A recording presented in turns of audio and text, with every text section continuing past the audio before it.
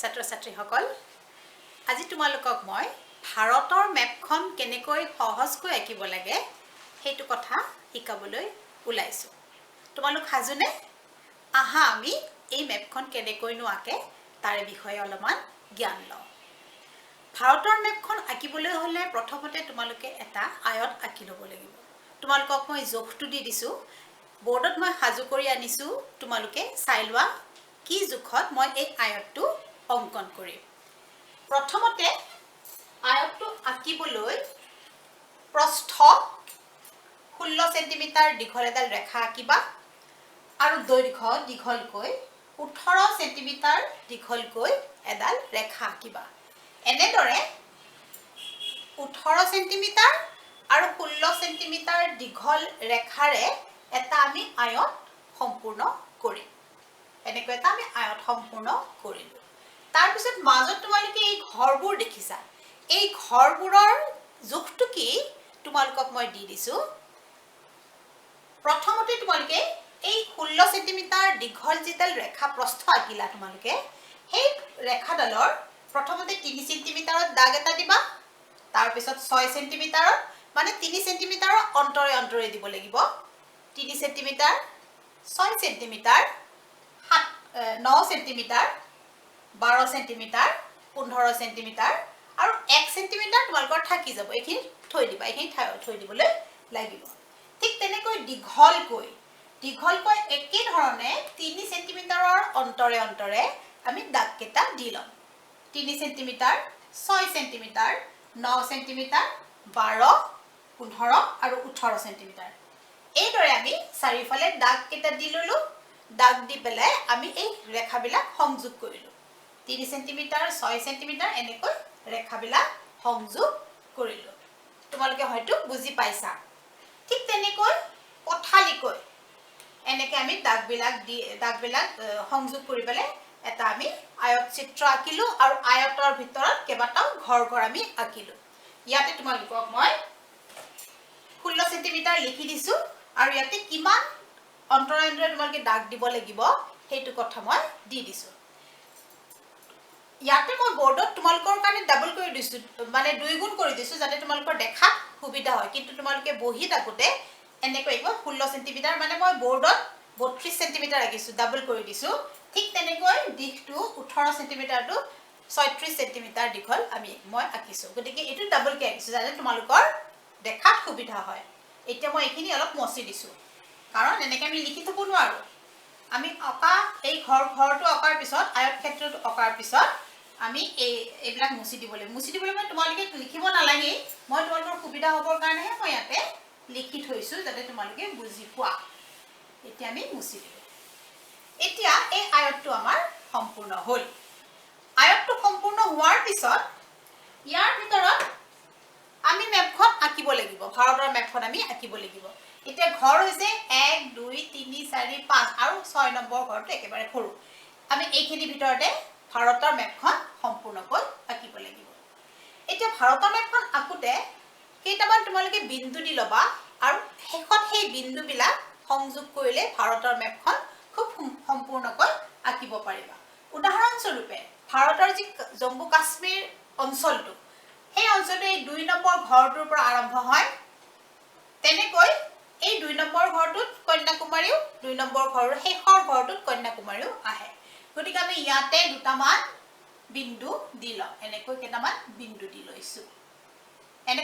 বিন্দু দি লৈছো যাতে আমাৰ মেপখন আঁকিবলৈ সহজ হয় আৰু তোমালোকৰ ভাৰতৰ মেপৰ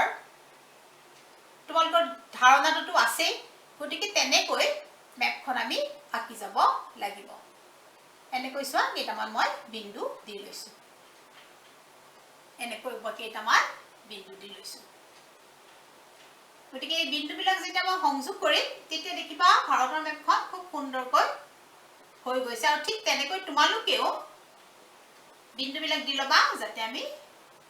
মেপখন সম্পূৰ্ণকৈ আঁকিব পাৰো এনেদৰে চোৱা কেইটামান বিন্দু দি লৈছো ঠিক আছে এতিয়া আমি এই বিন্দুবিলাক সংযোগ কৰোঁতে কেনেকৈ হয় চোৱাচোন তোমালোকে প্ৰথমতে তোমালোকে খুব পাতলকৈ আঁকিবা পাতলকৈ আঁকিবা তোমালোকে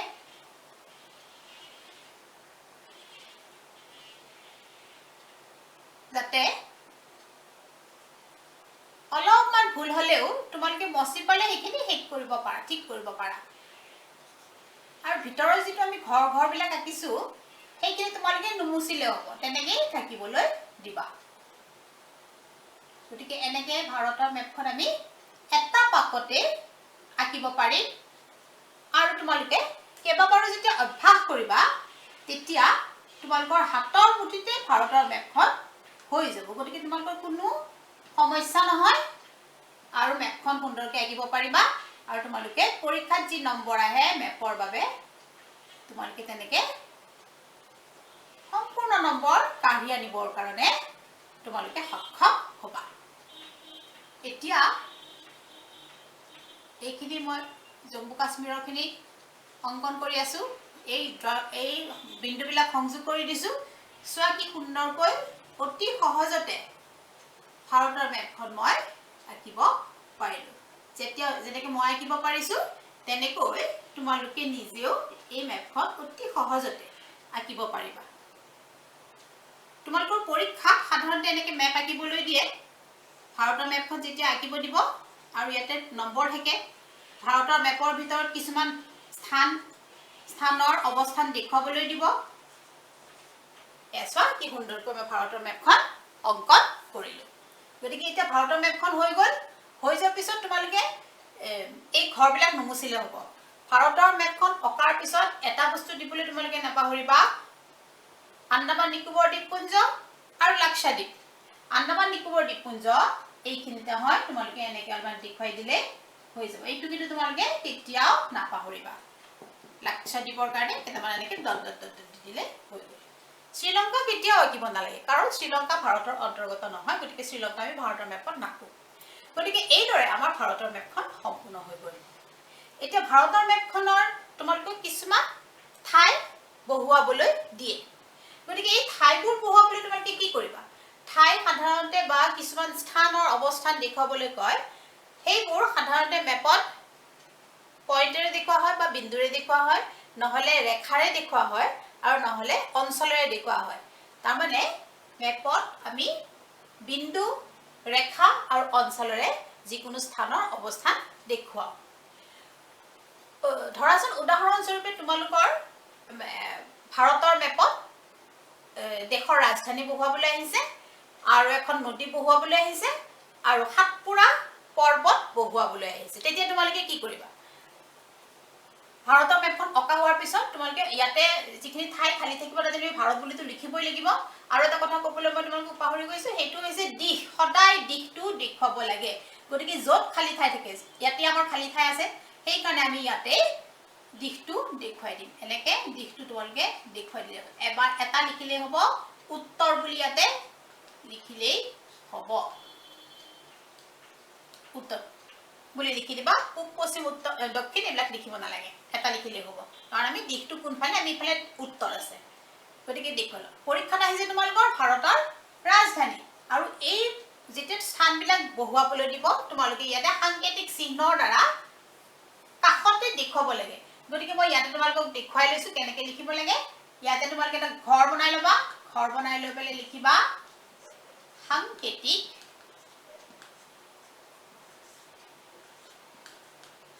চিহ্ন এনেকৈ এটা ঘৰ বনাই ল'বা ঘৰ বনাই ল'লা আৰু যেতিয়া তোমালোকক পৰ্বত দেখুৱাব দিছে তেতিয়া সাধাৰণতে আমি সেউজীয়া ৰঙেৰে দেখুৱাও নদী দেখুৱাবলৈ দিলে সাধাৰণতে আমি নীলাৰে দেখুৱাও আৰু যদি তোমালোকৰ ঠাই দেখুৱাবলৈ দিয়ে ক'লাদেও দেখুৱাব পাৰা নহ'লে ৰঙাৰে দেখুৱাব পাৰা এতিয়া মোক দিল্লী দেখুৱাবলৈ দিছে দিল্লী হ'ল দিল্লীৰ অৱস্থান হৈছে এইখিনি পৰীক্ষা যেতিয়া দিল্লী আহিব তেতিয়া ইয়াতে তুমি এটা পইণ্ট দি দিলা আৰু পইণ্ট দিয়াৰ পিছত ইয়াতে তোমালোকে লিখিবা নম্বৰ 1 এক নম্বৰ সাংকেতিক চিহ্নত ইয়াতে কি লিখিম আমি এক নম্বৰ দিল্লী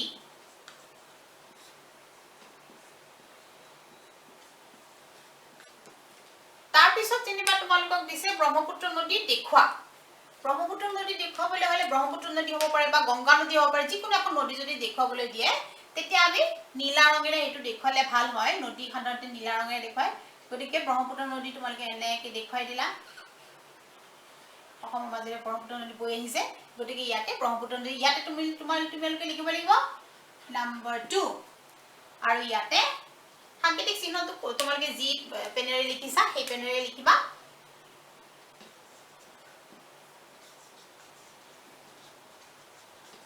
ব্ৰহ্মপুত্ৰ নদী। তাৰপিছত দেখুৱাবলৈ দিছে যেনিবা সাতপুৰা পৰ্বত, নাইবা কেতিয়াবা বিন্ধ্য পৰ্বত বহুৱাবলৈ দিয়ে, নাইবা কেতিয়াবা আৰাৱলী পৰ্বত বহুৱাবলৈ দিয়ে, নাইবা থৰ মৰুভূমি কেতিয়াবা বহুৱাবলৈ দিয়ে। সাতপুৰা পৰ্বত, সাতপুৰা পৰ্বত হৈছে ইয়াতে মহাৰাষ্ট্ৰত সাতপুৰা পৰ্বত। এনেকৈ লিখিলোঁ, ইয়াতে লিখিলোঁ আমি 3 নম্বৰ সাতপুৰা পৰ্বত 3 নম্বৰ আমি ইয়াতে লিখিলোঁ। ইয়াতে 3 বুলি লিখিবা,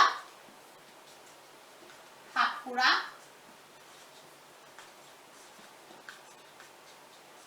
পৰ্বত। আৰু তোমালোকক অৱস্থান মই দেখুৱাই লৈছোঁ। কেতিয়াবা থৰ মৰুভূমি দেখুৱাবলৈ আহে। থৰ মৰুভূমি ক'ত? ৰাজস্থানত। এইখিনিতে হৈছে তোমাৰ থৰ মৰুভূমি। এইটো আমি এৰিয়াৰে দেখুৱাম বা অঞ্চলৰে দেখুৱাম। এনেকৈ দেখুৱালা, এনেকৈ এটা চিন দি দিলা। ধৰাচোন এইটোৰ নম্বৰ হৈছে আমাৰ 4। ইয়াতে আমি 4 বুলি লিখিলোঁ আৰু ইয়াতে লিখিম